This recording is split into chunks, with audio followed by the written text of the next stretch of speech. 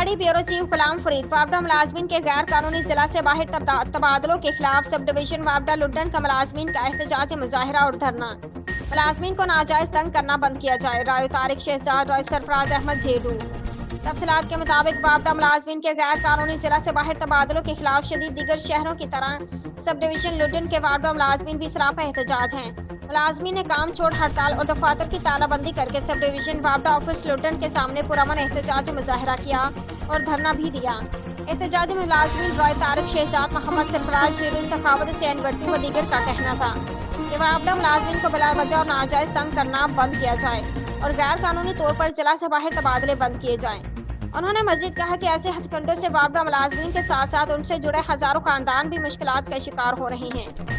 मुजाहिरीन का कहना था कि वापडा मुलाजमीन हुकूमती पॉलिसीज के मुताबिक हमेशा अपने फराइज अहसन तरीके से निभाते हैं और कई बार अपनी जान भी गंवा बैठे, लेकिन इसके बावजूद सिर्फ वापडा मुलाजमीन को ही निशाना बनाया जाता है, जिसकी भरपूर मजम्मत करते हैं।